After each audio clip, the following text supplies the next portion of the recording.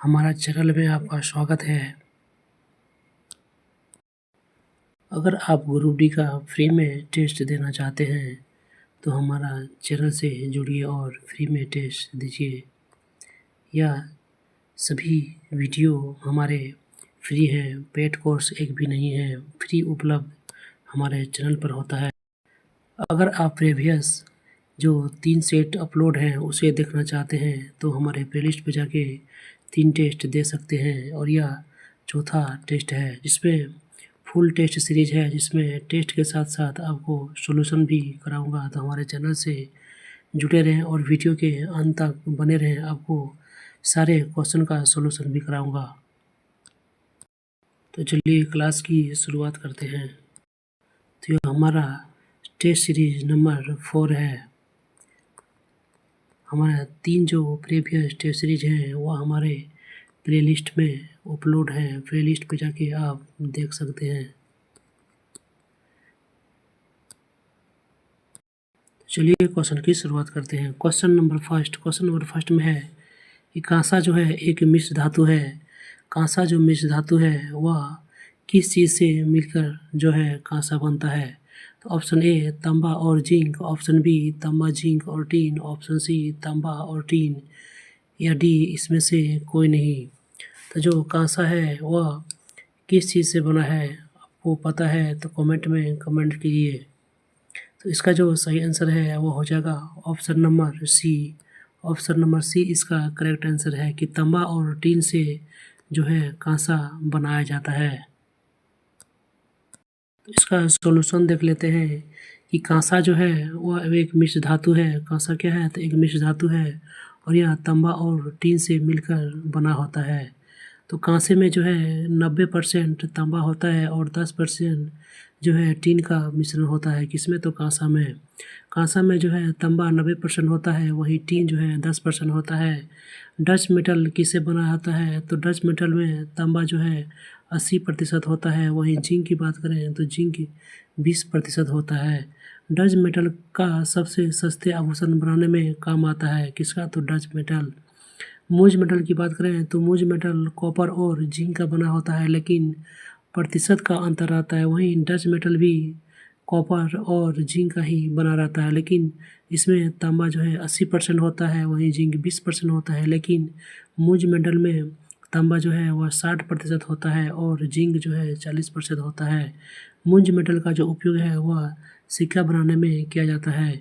गंज metal का प्रयोग करें तो जो गन मेटल है यह कॉपर, जिंक और टीन तीनों का मिश्रण से बना हुआ है, जिसमें कॉपर जो है वह 90% होता है। जर्मन सिल्वर में कॉपर, जिंक और निकेल से बना होता है जर्मन सिल्वर, और जर्मन सिल्वर का उपयोग हम लोग बर्तन बनाने में करते हैं। नेक्स्ट देखते हैं कि जो कांसा होता है वह कांसा का सिक्का, घंटी और बर्तन बनाने में किया जाता है। नेक्स्ट क्वेश्चन देखते हैं। क्वेश्चन नंबर 2 कि एक समकोण त्रिभुज है जिसमें तीनों भुजाएं दिया हुआ है। पहला भुजा 2 सेंटीमीटर, दूसरा 2√3 और तीसरा 4 सेंटीमीटर है। इसकी परिवृत्त का क्षेत्रफल निकालना है। जो परिवृत्त है इसका क्षेत्रफल कितना होगा। तो इसका जो सही आंसर है वो हो जाएगा आपका ऑप्शन नंबर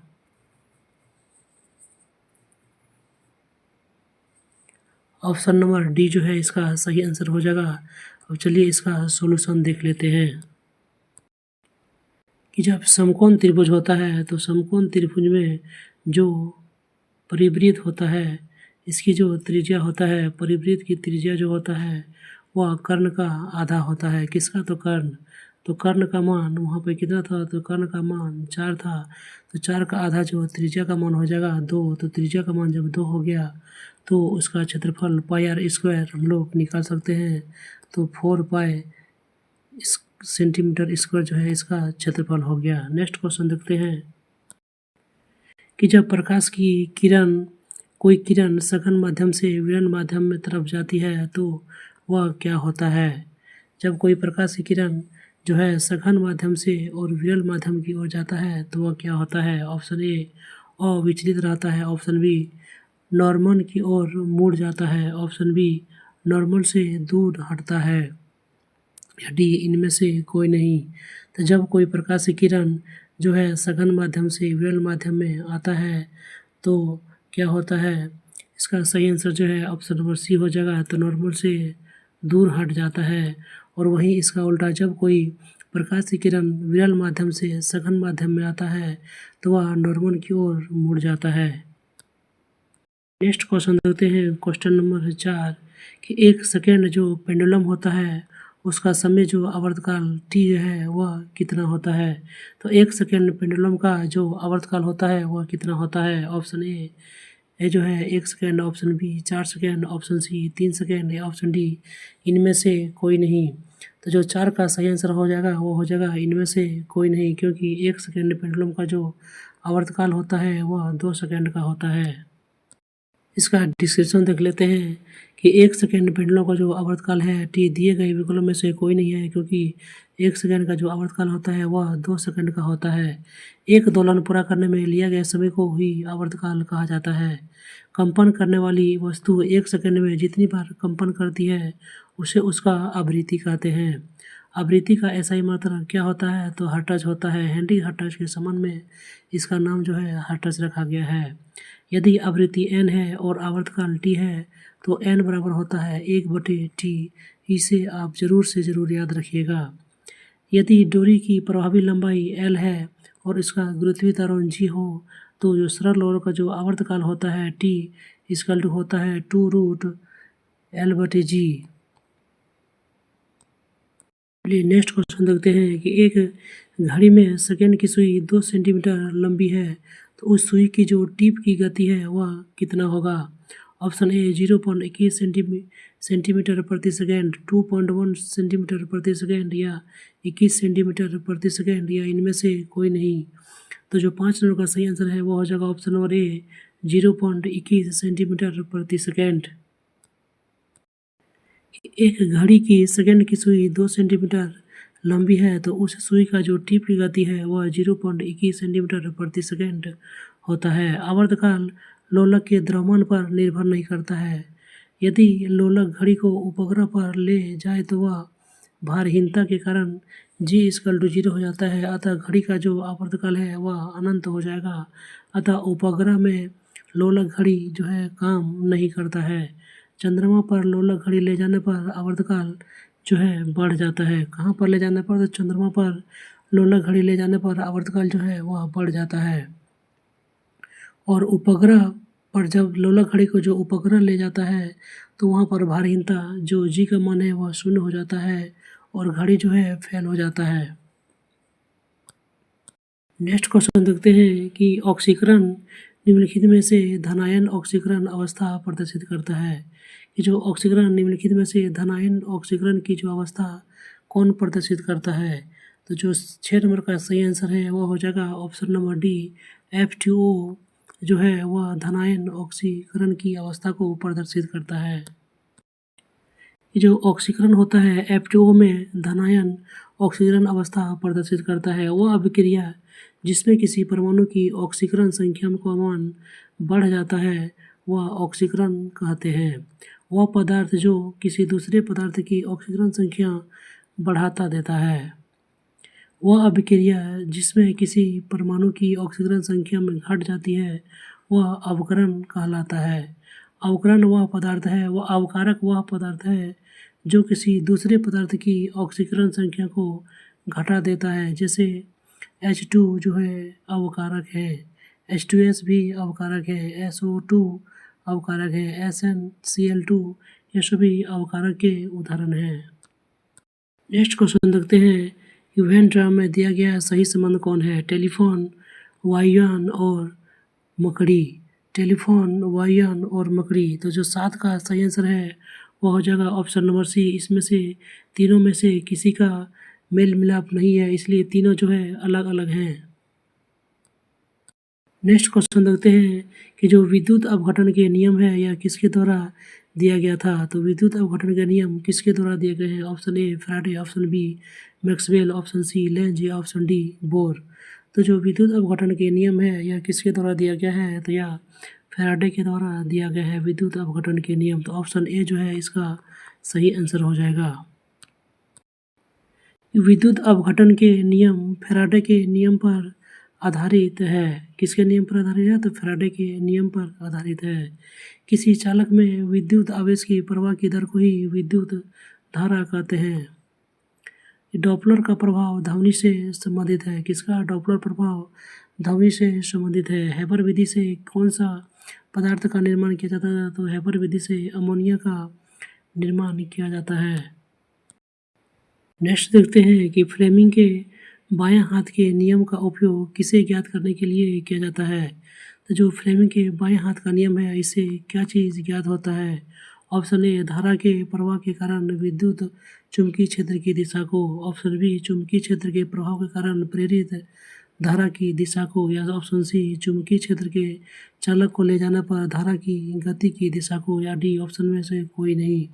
तो जो 9 का सही आंसर है वो हो जाएगा ऑप्शन नंबर सी, कि किसी चुंबकीय क्षेत्र में चालक को ले जाने पर जो धारा की गति की दिशा होगी उसका जो है हम लोग फ्लेमिंग के बाएं हाथ के नियम से निकालते हैं।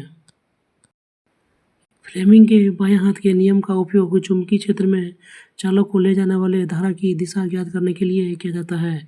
चुंबकीय क्षेत्र की जो तीव्रता है इसका मात्रक होता है न्यूटन प्रति एम्पियर मीटर अथवा टेस्ला। अस्थायी चुंबक बनाने के लिए हम लोग नरम लोहे का प्रयोग करते हैं, वहीं अस्थायी चुंबक बनाने के लिए हम लोग इस्पात का प्रयोग करते हैं। नेक्स्ट क्वेश्चन देखते हैं। यह मैथ का क्वेश्चन है और इसका जो सही आंसर है वो हो जाएगा 10 नंबर का सही आंसर ऑप्शन नंबर सी।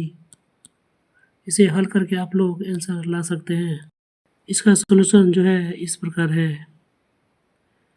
पहले ये दोनों को घटा के लिखिए, फिर इसको गुना करके लिखिए, फिर इसका जो है चिन्ह हटाइए और जो अलग अलग दोनों को जोड़िए और फिर डिवाइड कर दीजिए, तो इसका सही आंसर जो है -8 आ जाएगा। नेक्स्ट क्वेश्चन देखते हैं कि प्रयोगशाला उपकरण को बनाने के लिए लिया गया कांच कौन है? तो जो प्रयोगशाला उपकरण के लिए कांच का प्रयोग करता है उसमें किस प्रकार के कांच का प्रयोग होता है? ऑप्शन ए, पाइरेक्स कांच, ऑप्शन बी, कठोर कांच, ऑप्शन सी, मृदु कांच, या ऑप्शन डी, सुरक्षा कांच।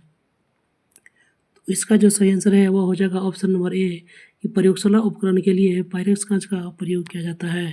नेक्स्ट देखते हैं कि प्रयोगशाला उपकरण को बनाने के लिए पाइरेक्स कांच का प्रयोग किया जाता है। वहीं पाइरेक्स कांच में सोडियम सिलिकेट, बोरेट सिलिकेट का प्रयोग किया जाता है। किसका? तो सोडियम सिलिकेट और बेरियम सिलिकेट होगा, बेरियम सिलिकेट का प्रयोग किया जाता है। फ्लिंट कांच का प्रयोग कहाँ करते हैं? तो फ्लिंट कांच का जो उपयोग है वह पोटेशियम कार्बोनेट, लेड परऑक्साइड और सिलिका संगठन का उपयोग किया जाता है। वहीं फ्लिंट कांच का प्रयोग की बात करें तो इसके कैमरा, दूरबीन का लेंस और विद्युत बल्ब में फ्लिंट कांच का प्रयोग किया जाता है।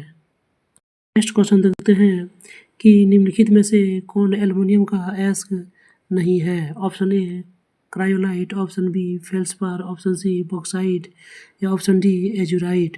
तो जो 12 का सही आंसर है वो आपका हो जाएगा ऑप्शन नंबर डी, एजुराइट जो है वह एल्युमिनियम का अयस्क नहीं है। बाकी बात क्रायोलाइट, फेल्सपार और बॉक्साइट ये तीनों जो है एल्युमिनियम के अयस्क हैं।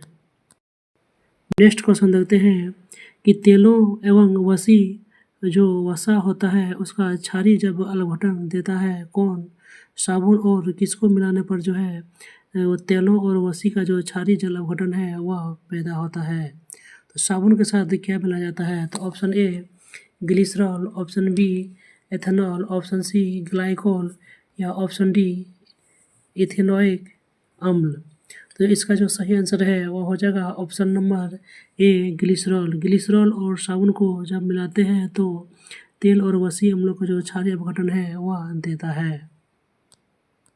नेक्स्ट देखते हैं कि तेलों और वसाओं का जो क्षारीय अपघटन है वह साबुन और ग्लिसरॉल देता है। सभी साधारण साबुन उच्च वसी अम्लों जैसे कि स्टीयरिक, पामिटिक और ओलिक अम्ल के सोडियम और पोटेशियम लवणों के मिश्रण होते हैं। साबुन बनाने की प्रक्रिया को साबुनीकरण कहते हैं। वे साबुन जो उच्च वसी अम्लों के सोडियम लवण कास्टिक सोडा से होते हैं उन्हें कड़े साबुन कहते हैं, जिसका उपयोग कपड़ा धोने में किया जाता है। और वे साबुन जो उच्च स्तरीय साबुनों के पोटेशियम लवण होते हैं और यह मुलायम होता है, इसका प्रयोग हम लोग नहाने में करते हैं। और यह जो है मुलायम साबुन होता है जिसका प्रयोग हम लोग स्नान के लिए किया जाता है। तो जिस साबुन में सोडियम के लवण होते हैं वह जो है कड़ा साबुन है और इसका प्रयोग कपड़ा धोने में करते हैं। और जिसमें पोटेशियम लवण होते हैं और यह मुलायम साबुन होता है, इसका प्रयोग हम लोग जो है स्नान करने में करते हैं। नेक्स्ट क्वेश्चन देखते हैं कि स्वादिष्ट भोजन को हम अपने मुंह देखते हैं तो मुंह में पानी आ जाता है, यह एक किस प्रकार का प्रक्रिया है? तो 14 का जो सही आंसर है वह हो जाएगा ऑप्शन नंबर बी, यह एक उदासीन नेट न्यूट्रल जो है अनुक्रिया है। कौन सी? तो न्यूट्रल अनुक्रिया का यह उदाहरण है। तो स्वादिष्ट भोजन को देखते ही मुंह में पानी आता है, यह जो है उदासीन न्यूट्रल अपक्रिया है। पीत रस भोजन को अम्ली से क्षारी बनाता है। कौन? तो पीत रस। और अमाशय से रस निकलकर भोजन में मिलाता है। इसमें 3 प्रकार के एंजाइम होते हैं। इसमें तो अग्नाशय रस में ट्रिप्सिन, एमाइलेज और लाइपेज। तो ट्रिप्सिन क्या करता है? प्रोटीन एवं पेप्टोन को पॉलीपेप्टाइड में बदल देता है और अमीनो अम्ल में बदलता है। वहीं एमाइलेज जो है स्टार्च पर काम करता है और यह घुलनशील शर्करा में बदल देता है। वहीं लाइपेज वसाओं को ग्लिसरीन और फैटी में बदल देता है।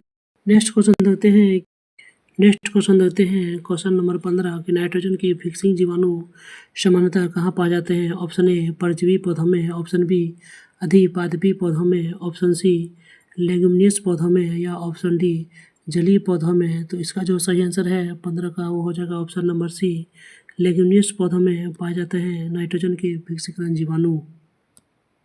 नेक्स्ट क्वेश्चन देखते हैं कि एक ए बी ग्रुप वाला व्यक्ति खून दे सकता है किसको? तो ए बी जो ग्रुप वाला व्यक्ति है वह किसे खून दे सकता है? ऑप्शन ए और बी दोनों को, केवल ए बी को, ए बी और ओ तीनों को या इनमें सभी को। तो इसका जो सही आंसर है वो आपका हो जाएगा ऑप्शन नंबर बी कि एक ए बी ग्रुप वाला व्यक्ति सिर्फ ए बी ग्रुप वाले व्यक्ति को ही ब्लड दे सकता है। चलिए इसे देखते हैं विस्तार से कि एक ए बी ग्रुप वाला व्यक्ति खून ए बी ग्रुप वाला को ही दे सकता है। रक्त समूह ओ को क्या कहते हैं हम लोग? सर्वदाता रक्त समूह कहा जाता है क्योंकि यह सभी को ब्लड दे सकता है और इसमें एंटीजन नहीं पाया जाता है। तो किस ब्लड ग्रुप में एंटीजन नहीं पाया जाता है? तो ब्लड ग्रुप ओ में। रक्त समूह ए बी को सर्वदाता रक्त समूह कहा जाता है क्योंकि इसमें कोई एंटीबॉडी नहीं होता है। तो एंटीजन किस में नहीं पाया जाता है? तो ओ में एंटीजन नहीं पाया जाता है। वहीं एंटीबॉडी की बात करें तो ए बी में जो है एंटीबॉडी नहीं पाया जाता है। नेक्स्ट क्वेश्चन देखते हैं कि कोशिका गतिविधियों को कौन नियंत्रित करता है? Option A chloroplast, option B mitochondria, option C cytoplasm या ऑप्शन डी न्यूक्लियस। तो जो इसका सही आंसर है वो आपका हो जाएगा 17 का सही answer option number D, nucleus जो है सारी कोशिकाओं की जो गतिविधियां हैं वह नियंत्रित करता है। कोशिका गतिविधियां कौन नियंत्रित करता है? तो न्यूक्लियस जिसे केंद्रक कहते हैं। डीएनए डीऑक्सी शर्करा होता है, वहीं आरएनए इसमें शर्करा राइबोज होता है। आरएनए में वैसे थाइमिन की जगह जो है यूरेसिल पाया जाता है।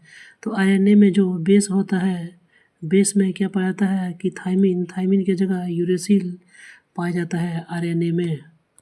नेक्स्ट देखते हैं कि नेत्र लेंस की फोकस दूरी को एडजस्ट करने के लिए निम्नलिखित में से कौन सी नेत्र की सहायता होता है? Option A cornea, option B conjunctiva, option C ciliary body या ऑप्शन डी आइरिस। तो जो नेत्र लेंस की फोकस दूरी को एडजस्ट करने के लिए कौन सी नेत्र की सहायता करता है? कौन जो है नेत्र का सहायता करता है?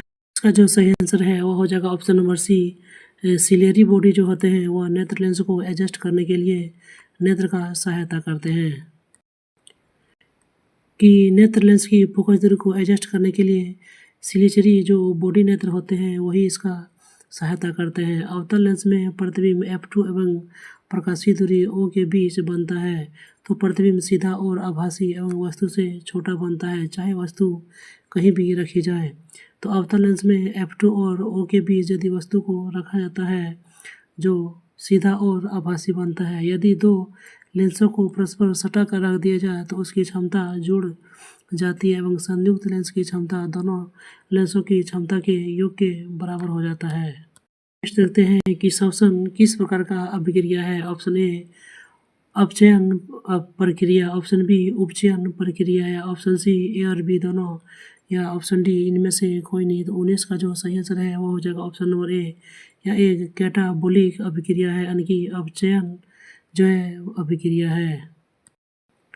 श्वसन क्या है? तो यह एक कैटाबोलिक प्रक्रिया है।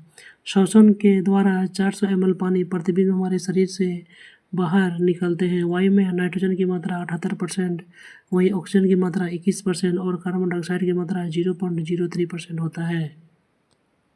नेक्स्ट क्वेश्चन देखते हैं कि पौधे का वह भाग जो पानी एवं विलेखों को जड़ से पौधों के विभिन्न भागों तक ले जाता है वह कौन सा होता है? Option A phloem, option B xylem, option C duodenum, या ऑप्शन सी डी स्क्लेरेसिड्स। इसका जो सही आंसर हो जाएगा कि पानी को सभी भागों तक पहुंचाने का काम जाइलम के द्वारा किया जाता है। तो ऑप्शन बी जो है इसका सही आंसर हो जाएगा। नेक्स्ट देखते हैं पृथ्वी की भ्रमण की गति कितना है? तो ऑप्शन 21 का जो सही आंसर है वह आपका हो जाएगा ऑप्शन नंबर ए 2.8 किलोमीटर प्रति मिनट। 2.8 किलोमीटर प्रति मिनट जो है वह पृथ्वी के भ्रमण की गति है। नेक्स्ट क्वेश्चन देखते हैं कि मेटूर बांध जो है वह किस नदी पर बनाया गया है? तो जो मेटूर बांध है वह किस नदी पर बनाया है? Option A Krishna, option B Kaveri, option C Narmada नदी, या ऑप्शन डी महानदी। तो जो मेटूर बांध है वह किस नदी पर बनाया गया है? तो वह कावेरी नदी पर बनाया गया बांध है। नेक्स्ट देखते हैं कि पृथ्वी का जो पलायन वेग है वह कितना होता है? 11.2 किलोमीटर प्रति सेकंड होता है पृथ्वी का पलायन वेग। वहीं मेटूर बांध जो है वह कावेरी नदी पर है। नागार्जुन बांध की बात करें तो जो नागार्जुन बांध है वह कृष्णा नदी पर होता है। महानदी हीराकुंड, महानदी पर कौन सी बांध है? तो महानदी पर हीराकुंड बांध है। हनुमानगढ़ बांध जो है वह कोसी नदी पर बनाया गया है। कौन सा बांध? तो हनुमानगढ़ बांध। सतलज नदी पर भाखड़ा नंगल बांध है। नेक्स्ट क्वेश्चन देखते हैं कि ग्रहों के गति का नियम का जो प्रतिपादन है वह किसने किया था? Option A Copernicus, option B Kepler, option C जो है आर्यभट्ट, या ऑप्शन डी न्यूटन। तो जो ग्रह के गति का नियम है इसका प्रतिपादन कौन करता है? तो इसका प्रतिपादन जो है वह केपलर के द्वारा किया जाता है, ग्रह के गति का नियम।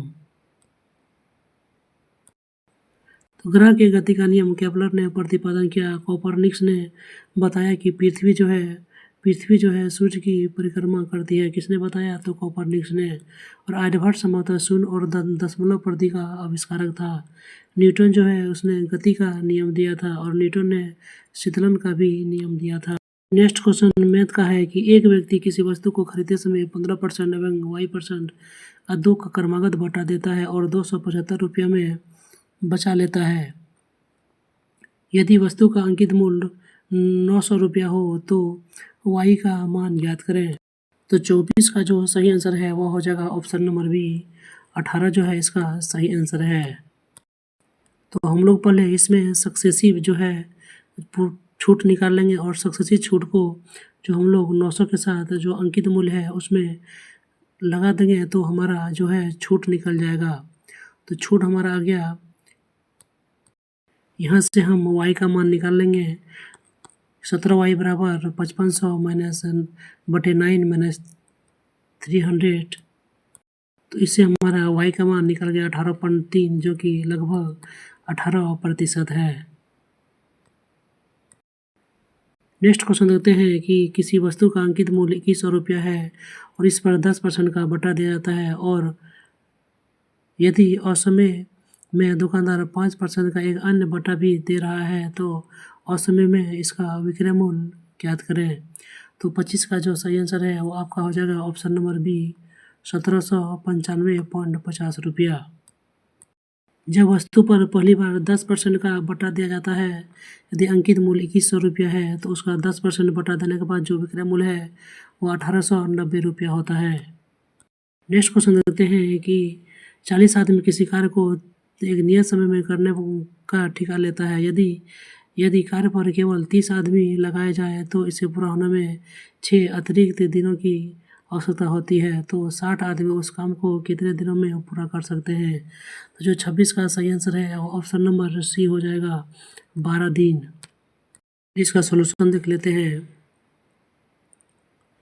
कि 40 आदमी किसी कार्य को पूरा करने में जो है x दिन का समय लेता है, तो टोटल वर्क कितना हो गया, तो 40 इंटू एक्स हो गया। वहीं 30 दिन उस काम को पूरा करने में कितना समय लेगा, तो बटे में 30 हो जाएगा। और यह जो है x प्लस 6 दिन अधिक लेगा, तो इसके बराबर कर देंगे, तो x इंटू 40 बटे 30 बराबर हो जाएगा x प्लस 6।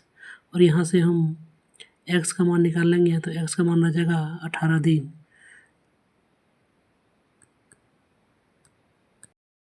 वहीं मेरा जो टोटल वर्क है वो हो जाएगा x इंटू 40 यानी कि हो जाएगा 18 इंटू 40। और जब हम इसे 60 आदमी से काम कराएंगे तो 60 से डिवीजन करके हमारा सही आंसर जो है वह 12 दिन आ जाएगा।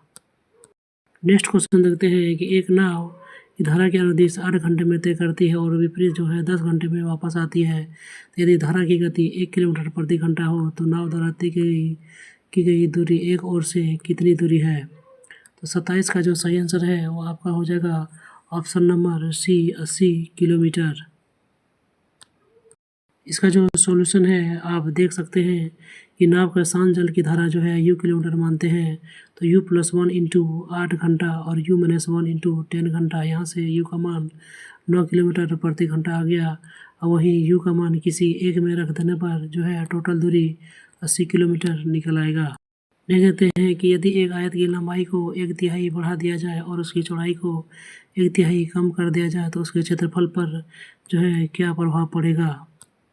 इसका जो सही आंसर है वो हो जाएगा 28 का सही आंसर ऑप्शन नंबर डी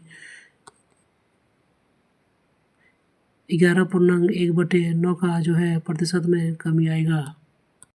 ये जो है इसका सॉल्यूशन आप देख सकते हैं। वीडियो को रोक के आप सॉल्यूशन को पूरी तरह से देखकर समझ सकते हैं कि किस प्रकार से इसका सॉल्यूशन है। नेक्स्ट देखते हैं कि दो संख्याओं के 900 और 912 और 2448 है। यदि उसका अंतर 60 हो तो उनका योग क्या होगा। तो इसका जो 29 का जो सही आंसर है वो हो जाएगा ऑप्शन नंबर ए 348 जो है इसका सही आंसर हो जाएगा। इसका जो सॉल्यूशन है वह इस प्रकार है कि दो संख्या x और y है, x प्लस वाई बराबर 60 दिया हुआ है और x इंटू वाई बराबर दोनों का गुणनफल दिया हुआ है। तो यहाँ से हम उनका योग जो है निकाल सकते हैं। तो इनका सॉल्यूशन के द्वारा इनका जो योग है वो आ गया 348। क्वेश्चन देखते हैं, इसे जो है सरल करना है। तो इसका जो सही आंसर है वो आपका हो जाएगा ऑप्शन नंबर बी ए यानी कि 1/3 जो है इसका सही आंसर है। अब जो है इसका सॉल्यूशन जो है वह इस प्रकार है। 1/3 रैंकिंग को 1 प्लस 3/9 लिख सकते हैं। वहीं इसका मान 1/4/3 हो जाएगा। इसी प्रकार से सभी का मान निकल कर यहाँ पर इसको हल करने पर आपका आंसर जो है 1/3 जो है वह आ जाएगा। यहाँ लाने के बाद आप जो है इसे ए क्यू माइनस बी क्यू के फॉर्म में रखने पर आपका कैलकुलेशन को जो आसान कर देगा और इसका सही आंसर 1/3 जो कि ऑप्शन ए है वह करेक्ट है। नेक्स्ट क्वेश्चन देखते हैं कि दो संख्याओं का योग 528 है और इसका 933 है। तो ऐसी संख्या का कितने जोड़ा जो है वह हो सकता है। तो 31 का जो सही आंसर है वह हो जाएगा ऑप्शन नंबर डी। ऐसे 4 जोड़े बन सकते हैं। इसका हल जो है वह इस प्रकार है। 33x प्लस 33y बराबर 528 है। तो x प्लस वाई बराबर 16 हो गया। तो x प्लस वाई 16 का जितने भी जो है अभाज्य जो है संख्या है वह जोड़कर 16 आना चाहिए और सभी मान जो है वह 4 आ गया। यह जो चित्र है यह चित्र जो है किसमें चारों दिए गए हमें किसमें समाहित है। तो आप देख सकते हैं चारों में से किसमें समाहित है। इसका जो सही आंसर है वो हो जाएगा ऑप्शन नंबर डी। ऑप्शन जो बी है इसमें जो है वह समाहित है। नेक्स्ट क्वेश्चन देखते हैं 33 की 3x² माइनस ax प्लस 9 बराबर ax² प्लस 2x प्लस 5 का केवल एक जो है आवर्ती हल है। तो a का मान कितना होगा। तो a का जो धनात्मक मान होगा वो ऑप्शन नंबर डी यानी कि 2 हो जाएगा।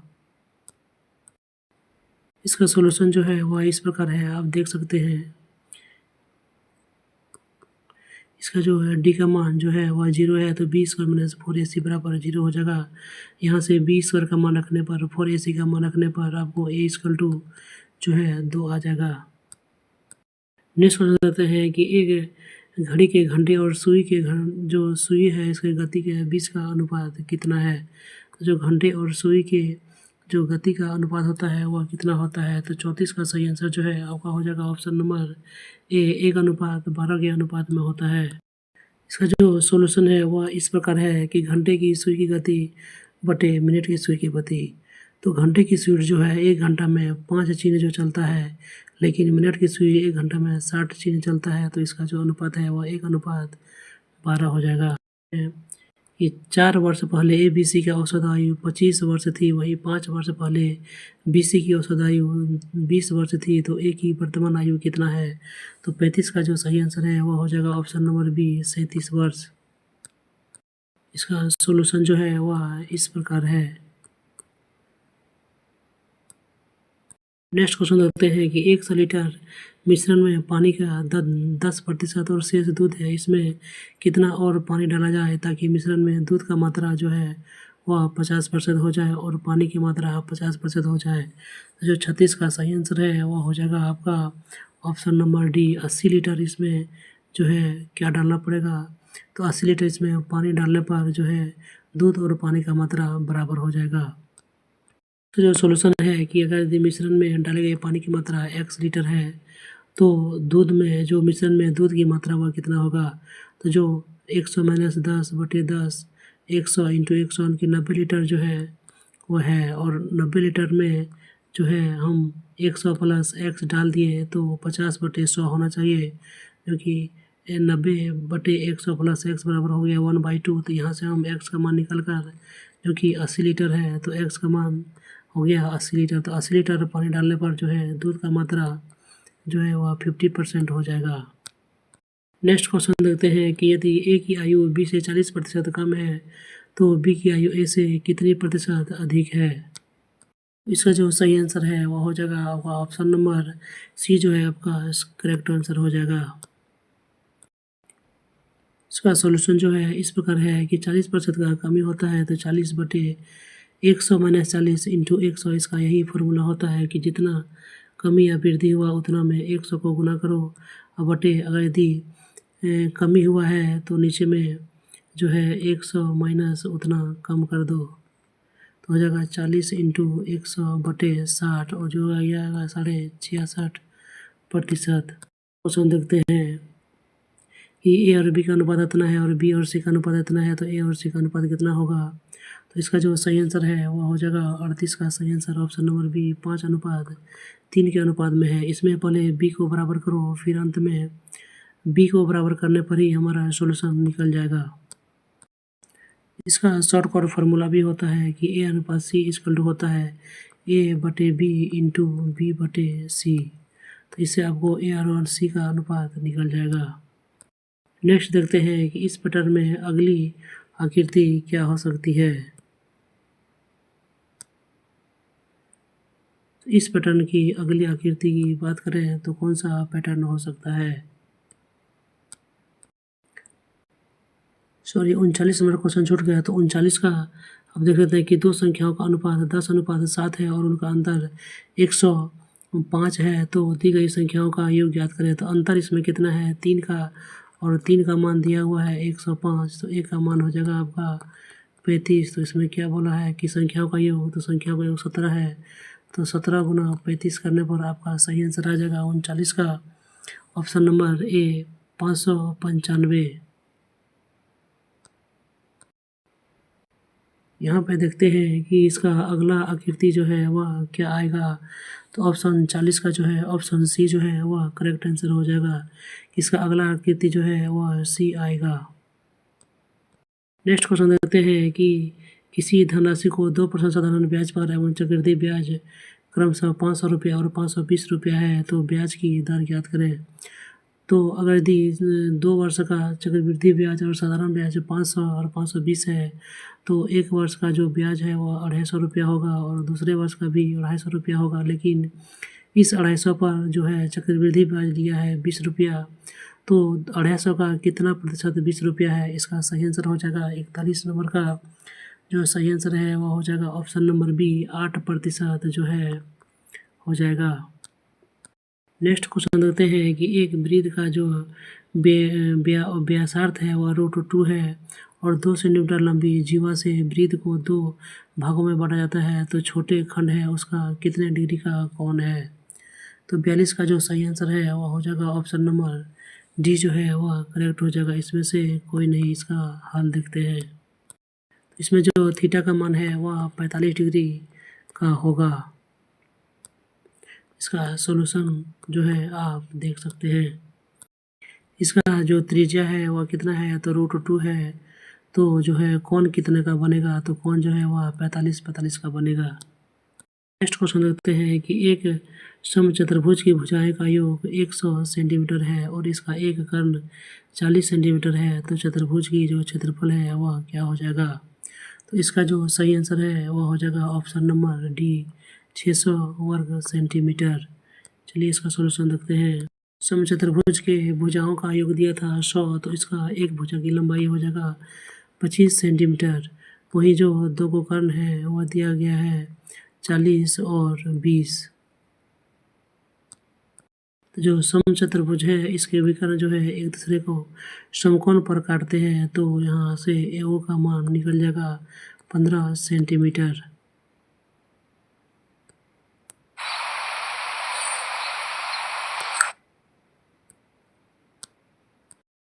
वही जब AO का मान निकल जाएगा 15 सेंटीमीटर, तो आप जो समचतुर्भुज का क्षेत्रफल है 1/2 गुना विकर्ण का गुणनखंड, जो विकर्ण का गुणनफल है वह जो है क्या होता है? तो समचतुर्भुज की क्षेत्रफल होता है। नेक्स्ट देखते हैं कि CAT कैट को BOAT बैट को XZG और YLZG लिखा जाता है, तो उसी भाषा में EGG को कैसे लिखा जाएगा? तो जो 44 का सही आंसर है वो हो जाएगा ऑप्शन नंबर सी। इसको जो है VTT लिखा जाएगा।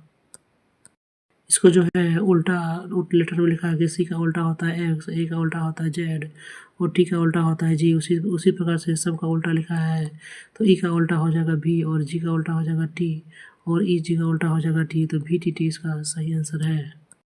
नेक्स्ट देखते हैं कि BAT बैट को 283 लिखा जाता है, CAT कैट को 383 लिखा जाता है, तो उसी प्रकार ARE को 801 लिखा जाता है, तो बेटर को क्या लिखा जाएगा? तो इसका जो सही आंसर है 45 का वो हो जाएगा ऑप्शन नंबर ए 21 33 10 लिखा जाएगा। तो इसमें जो है बी के लिए ये 2 का यूज हुआ है, ए के लिए 8 का और टी के लिए 3 का। तो बी के लिए 2 वर्ड यूज हुआ है तो 2 हो गया, ई के लिए 1 का प्रयोग हुआ है तो 1 हो गया। उसके बाद टी के लिए 3 का प्रयोग हुआ है तो डबल 3 हो गया। ई के लिए 1 का प्रयोग हुआ है तो 1 हो गया और आर के लिए 0 का प्रयोग हुआ है तो 0 हो गया। इसका सही आंसर जो है 21 33 10 है। नेक्स्ट क्वेश्चन देते हैं 46। तो 46 का जो सही आंसर है वो आपका हो जाएगा ऑप्शन नंबर सी, राज जो है इसका सही आंसर है।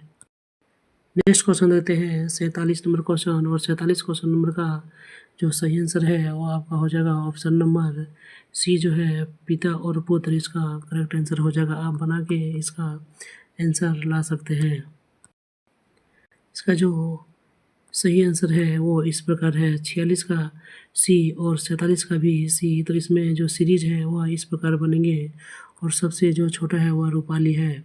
वहीं दूसरे स्थान पर जो है कौन आता है? तो दूसरे स्थान पर राज आते हैं। वहीं पिता और पुत्र का संबंध है।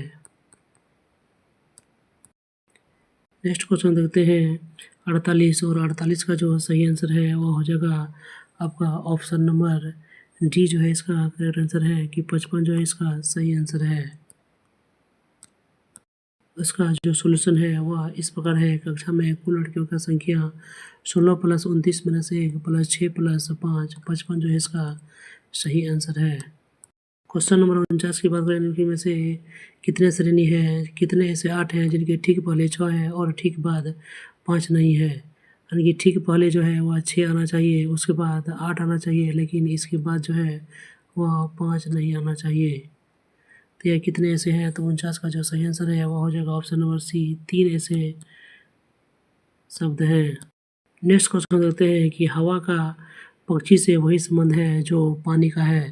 तो जो हवा का पक्षी से वही संबंध है, पानी का किससे संबंध है? तो जो पानी का वह संबंध है मछली से। नेक्स्ट क्वेश्चन देखते हैं क्वेश्चन नंबर 51।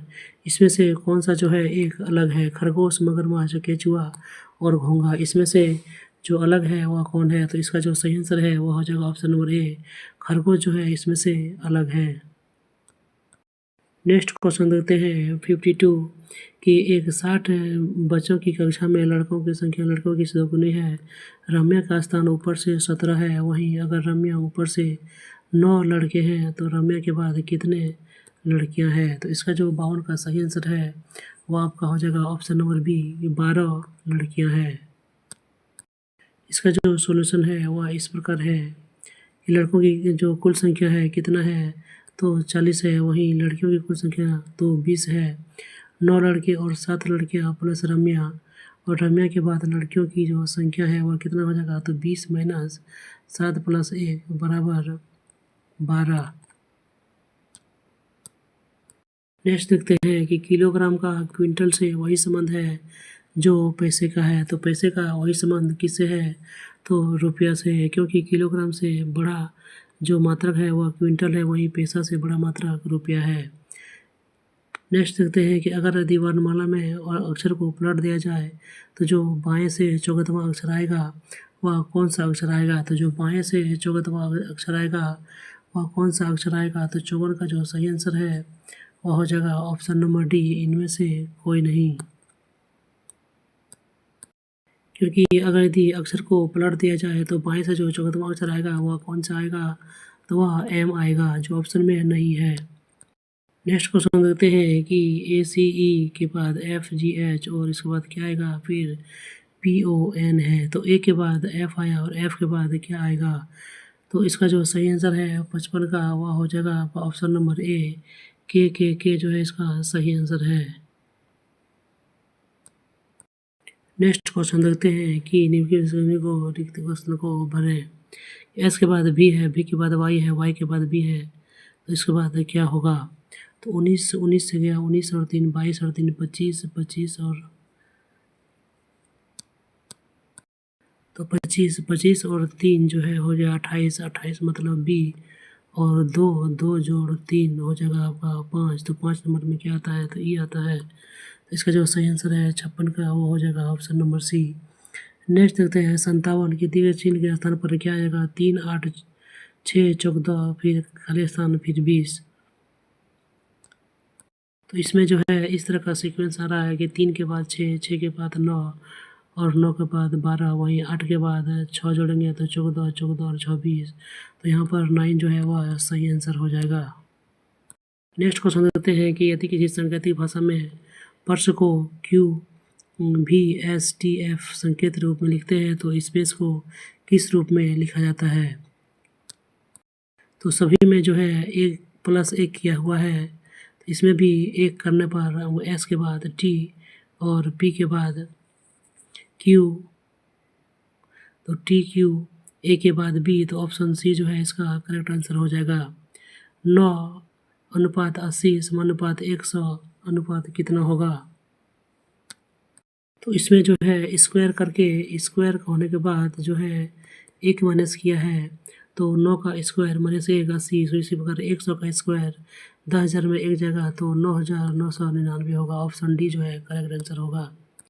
नेक्स्ट क्वेश्चन देखते हैं कि 12 और 13 नीचे में 25, 17, 27 और 24 नीचे में 51, तो 27 और क्या होगा? जो 61 होगा। तो दोनों को योग को यहाँ पर लिखा हुआ है, दोनों के योग को यहाँ पर लिखा हुआ है, तो इसमें भी किसका योग है जो कि 64 के बराबर होगा। तो जो 60 है इसका सही आंसर हो जाएगा ऑप्शन नंबर सी। 37 होने पर जो है यहाँ पर जो है 64 हो जाएगा। नेक्स्ट क्वेश्चन देते हैं कि 4 3 3 3 9 6 7 क्वेश्चन मार्क 8 4 3 9, तो क्वेश्चन मार्क के स्थान पर क्या आएगा? तो 61 का जो सही आंसर है वो आपका हो जाएगा ऑप्शन नंबर सी, यहाँ पर 8 आना चाहिए। तो इसका जो लॉजिक है वह इस प्रकार है कि 4 में 3 गया तो 1 बचना चाहिए, फिर यहाँ भी 1 बचना चाहिए, तो यहाँ भी 1 बचना चाहिए और यहाँ भी 1 बचना चाहिए, यहाँ भी 1 बचना चाहिए और यहाँ भी 1 बचना चाहिए। इसके आंसर से यहाँ जो है 8 जो है सही आंसर हो जाएगा option C number.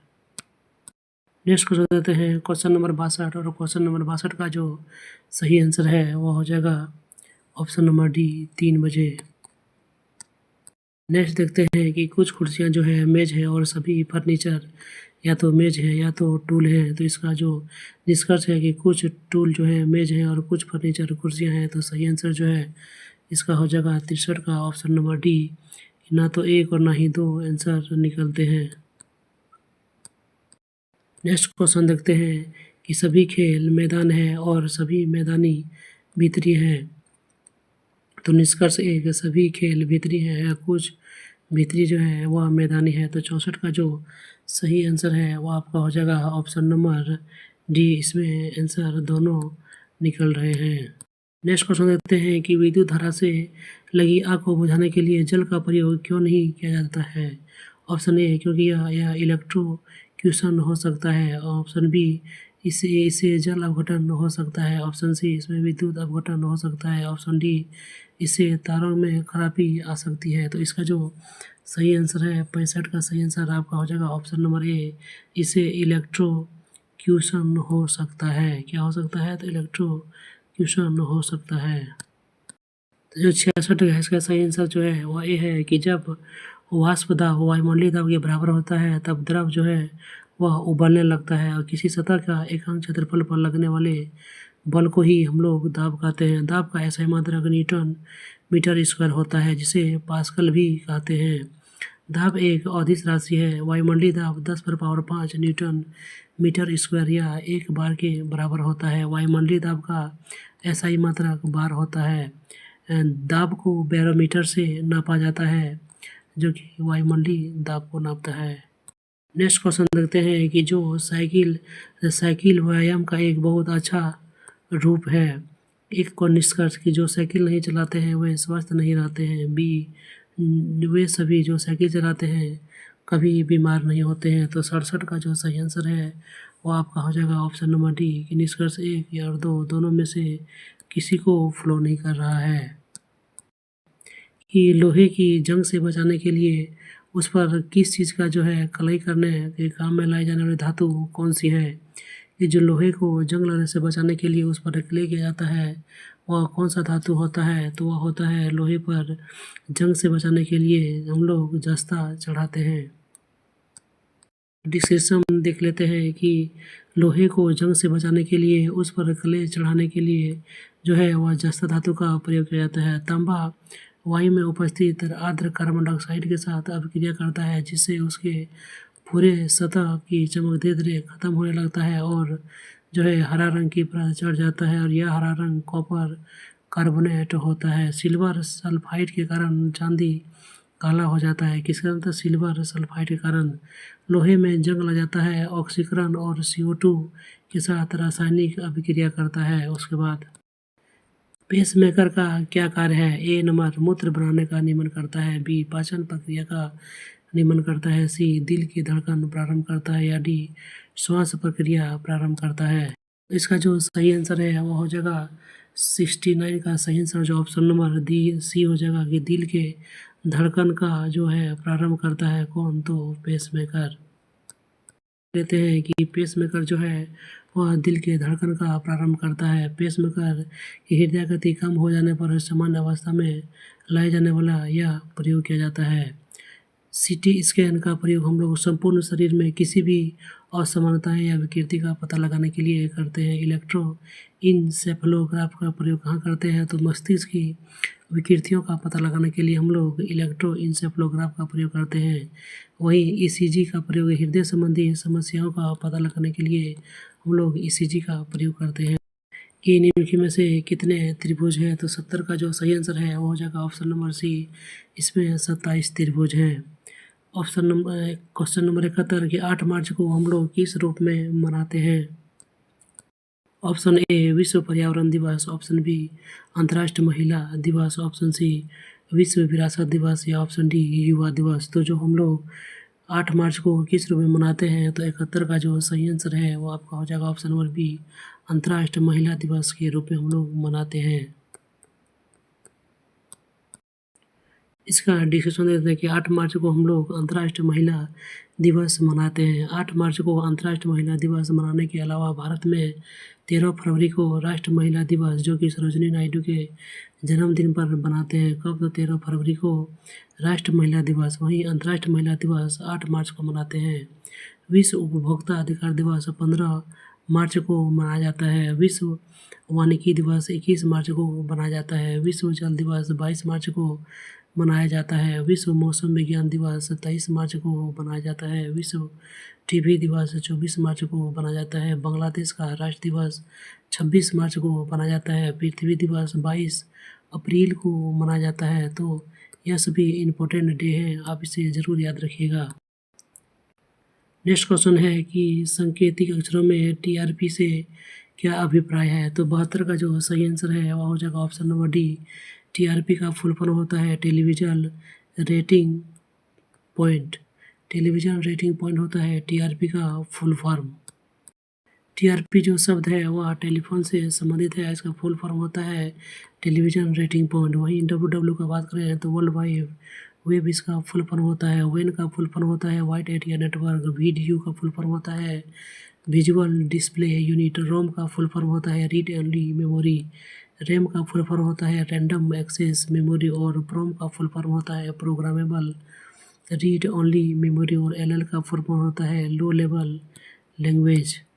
73 number question की बात करें कि रेड क्लिफ रेखा जो है कि इन दो देशों के बीच की अंतर्राष्ट्रीय सीमा रेखा है। तो इसका जो सही आंसर है 73 का वह हो जाएगा ऑप्शन नंबर ए। भारत और पाकिस्तान के बीच की जो सीमा रेखा है वह है रेड क्लिफ रेखा। डिस्क्रिप्शन देख लेते हैं कि जो रेड क्लिफ रेखा है वह भारत और पाकिस्तान के बीच है। वहीं 69वां जो समांतर रेखा है वह यूएसए और कनाडा के बीच है। 38वां समांतर रेखा उत्तर कोरिया और दक्षिण कोरिया के बीच है। मैगिनॉट जर्मन और फ्रांस के बीच की जो रेखा है उसको मैगी नॉट कहते हैं। हिंडनबर्ग जर्मन और पोलैंड के बीच की जो रेखा है उसको हिंडनबर्ग कहते हैं। नेक्स्ट देखते हैं कि कुचिपुड़ी किस राज्य का नृत्य शैली है? तो जो कुचिपुड़ी है वह किस राज्य का नृत्य शैली है? तो जो 74 का सही आंसर है वह हो जाएगा ऑप्शन नंबर बी। कुचिपुड़ी जो है वह आंध्र प्रदेश की जो है नृत्य शैली है। नेक्स्ट देखते हैं कि जो वर्धमान ट्रॉफी है वह किससे संबंधित है? तो जो वर्धमान ट्रॉफी वह किससे संबंधित है? ऑप्शन ए कुश्ती, ऑप्शन बी मुक्केबाजी, ऑप्शन सी भारोत्तोलन या ऑप्शन डी कबड्डी।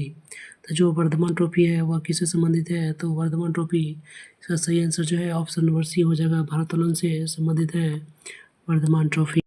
इसका डिस्कशन देख लेते हैं कि जो कुचिपुड़ी शास्त्रीय नृत्य है वह आंध्र प्रदेश से संबंधित है।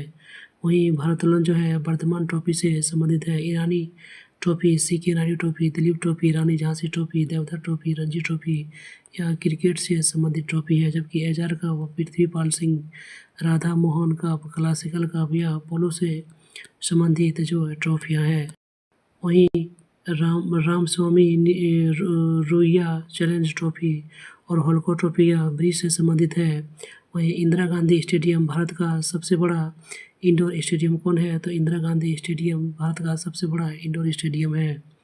मेजर ध्यानचंद को हॉकी का जादूगर कहा जाता है। पीटी उषा को उड़न परी, वहीं मिल्खा सिंह को फ्लाइंग सिख और शोएब अख्तर को रावलपिंडी एक्सप्रेस, फ्लाइंग सिख को माइकल फेल्प्स को और सुपर मॉम मेरी कॉम को, सौरभ गांगुली को बंगाल टाइगर, राहुल द्रविड़ को द वाल कहा जाता है। यह सभी उपनाम आप जरूर याद रखिएगा। क्वेश्चन एग्जाम में हमेशा इससे एक क्वेश्चन आवश्यक ही रहता है। कहते हैं कि उच्चतर शिक्षा में प्रवेश परीक्षा आयोजित करने के लिए किस एजेंसी का गठन किया गया है? ऑप्शन ए उच्च परीक्षा समिति, राष्ट्रीय टेस्टिंग एजेंसी, माध्यमिक परीक्षा एजेंसी या भारतीय परीक्षा एजेंसी। तो जो 79 का सही आंसर है वह हो जाएगा ऑप्शन नंबर बी, राष्ट्रीय टेस्टिंग एजेंसी, जो कि प्रवेश परीक्षाओं को करने वाली एक एजेंसी का स्थापना किया गया है। नेक्स्ट क्वेश्चन देखते हैं कि 8 परीक्षणों का माध्य 10 है और 3 और प्रश्नों जोड़ा जाए तो नया माध्य 12 हो जाता है। तो 3 नए प्रश्नों का माध्य कितना था? तो 82 का जो सही आंसर है वह आपका हो जाएगा ऑप्शन नंबर सी, 17.33। इस प्रकार इसका सोल्यूशन देख सकते हैं कि पहले जो 8 प्रश्न थे जिसका मद कितना था तो 10 था, तो टोटल हो गया 80। वहीं 11 प्रश्नों का मद जो है वो हो गया 11 × 12 132। जो 3 नए जो प्रश्न आए तो वह उसका कितना मान हो गया, तो टोटल हो गया आपका 52 जो है 3 का हो गया, तो तीनों का मद हो गया 52/3 17.33। नेक्स्ट देखते हैं कि 11, 13, 14, 16, 15, 17, 13, 18, 11 और 14 डाटा की रेंज क्या है। रेंज होता है सबसे बड़ा संख्या माइनस सबसे छोटा संख्या। तो जो सबसे बड़ा संख्या इसमें से कौन है, तो सबसे बड़ा संख्या 18 है। वहीं सबसे छोटी संख्या की बात करें तो सबसे छोटा संख्या 11 है, तो इसका रेंज जो है वह 7 हो जाएगा। ऑप्शन सी जो है इसका करेक्ट आंसर हो जाएगा। नेक्स्ट देखते हैं कि देश का दूसरा जो है ट्यूलिप गार्डन कहाँ विकसित किया जाएगा। जो देश का दूसरा ट्यूलिप गार्डन है वह कहाँ पर विकसित किया जाएगा, तो जो 84 का सही आंसर है वह हो जाएगा ऑप्शन बी, उत्तराखंड में जो है देश का दूसरा ट्यूलिप गार्डन स्थापित किया जाएगा। देखते हैं कि 1/1 + tan² theta plus 1/1 + cot² theta बराबर का मान ज्ञात करें। तो जो यहाँ पर थीटा का मान हम लोग 45 डिग्री रखने पर जो हमारा मान है वह हो जाएगा 1/2 प्लस 1/2 बराबर हो जाएगा 1। तो इसका जो है सी नंबर वह करेक्ट आंसर हो जाएगा। नेक्स्ट देखते हैं कि cos थीटा का मान दिया हुआ है 3/5, तो sin theta minus cot थीटा/2 tan theta का मान कितना होगा। यहाँ से आपको b दिया हुआ है और h दिया हुआ है, तो p का मान हो जाएगा 4, और इसमें जो है sin थीटा, cot थीटा और tan थीटा का मान रखकर आप आंसर निकाल सकते हैं। तो इसका जो सही आंसर है वो आपका हो जाएगा 86। 86 का सही आंसर हो जाएगा option number C, 3/160। Next question देखते हैं कि ऊर्जा के नवीकरणीय स्रोत का उपयोग दुनिया में ऊर्जा संकट को समाप्त करेगा। ऑप्शन ए, आधुनिक प्रौद्योगिकी धीरे धीरे ऊर्जा के गैर नवीनतम स्रोत की जगह ले रही है। ऑप्शन बी, पर्यावरण का अत्यधिक शोषण ऊर्जा के गैर नवीकरणीय स्रोतों की कमी निर्मित करने के लिए जिम्मेदार है।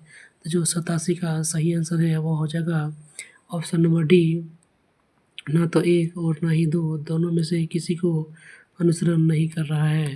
नेक्स्ट क्वेश्चन देखते हैं कि दिए गए अभिकथन में कथन और कारण दिया गया है कि घरेलू गैस सिलेंडर में होने वाले रिसाव का पता लगाया जा सकता है। कारण है कि एलपीजी की गंध तीव्र होती है। तो इसका जो सही आंसर है होगा जो 88 का सही आंसर है वो हो जाएगा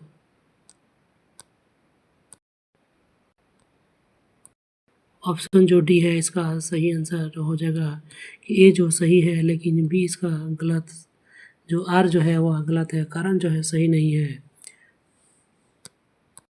नेक्स्ट क्वेश्चन देते हैं कि 60 विद्यार्थियों के समूह में 25 जो है क्रिकेट खेलते हैं, 30 जो है फुटबॉल खेलते हैं, 24 जो है वॉलीबॉल खेलते हैं और 10 क्रिकेट और फुटबॉल दोनों खेलते हैं, 9 क्रिकेट और वॉलीबॉल दोनों खेलते हैं, जबकि 12 जो है वॉलीबॉल और फुटबॉल खेलते हैं और 5 जो है वह तीनों खेलों को खेलते हैं।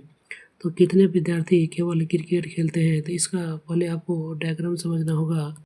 इसका जो डायग्राम है वह इस प्रकार से बनेगा, और डायग्राम बना के आप सारे क्वेश्चन का आंसर जो है वह निकाल सकते हैं।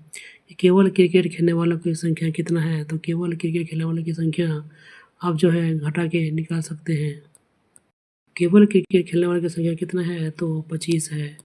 तो जो क्रिकेट खेलने वालों की संख्या है टोटल है वह है 25, लेकिन उसमें से कुछ फुटबॉल, वॉलीबॉल और जो है क्रिकेट भी खेलते हैं, तो सभी को मैनेज करने पर आपका जो सही आंसर है वह हो जाएगा 89 का ऑप्शन नंबर ए। 11 खिलाड़ी जो है केवल क्रिकेट खेलते हैं। वहीं 90 नंबर की बात करें तो 90 नंबर का जो सही आंसर है वह हो जाएगा ऑप्शन नंबर सी, कि कितने खिलाड़ी जो कि कोई भी खेल को नहीं खेलते हैं, तो 7 ऐसे खिलाड़ी हैं।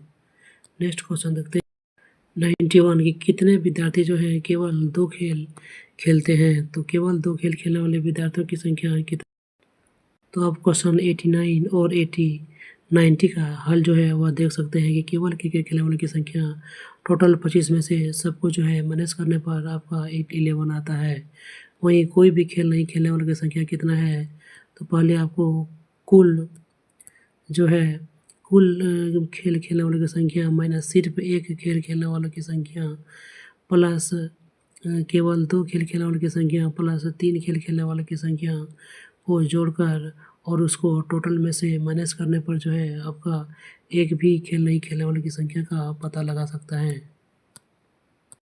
नेक्स्ट देखते हैं कि केवल 2 खेल खेलने वालों की संख्या कितना है, तो 10 - 5 प्लस 12 - 5 प्लस 9 - 5, तो आपका इसी प्रकार आंसर आ जाएगा 5 + 7 + 4 = 16 इसका करेक्ट आंसर है। तो जो 91 का सही आंसर है वो हो जाएगा ऑप्शन नंबर डी जो है वह 91 का सही आंसर है। नेक्स्ट क्वेश्चन देखते हैं कि द कोलिजन ईयर्स 1996 से 2012 के लेखक कौन है। तो ये बहुत ही इम्पोर्टेंट बुक है और इसके लेखक कौन है, तो 92 का जो सही आंसर है वो हो जाएगा option number A, Pranab Mukherjee इसका जो है राइटर होते हैं द कोलिजन ईयर्स के। तो जो नेक्स्ट जो 8 क्वेश्चन थे, तो नेक्स्ट 8 क्वेश्चन जो है कि करंट से संबंधित थे, जो कि लेटेस्ट करंट नहीं दिया हुआ था, इसलिए आप उसे मत पढ़िए, आप जो है लेटेस्ट करंट को पढ़िए।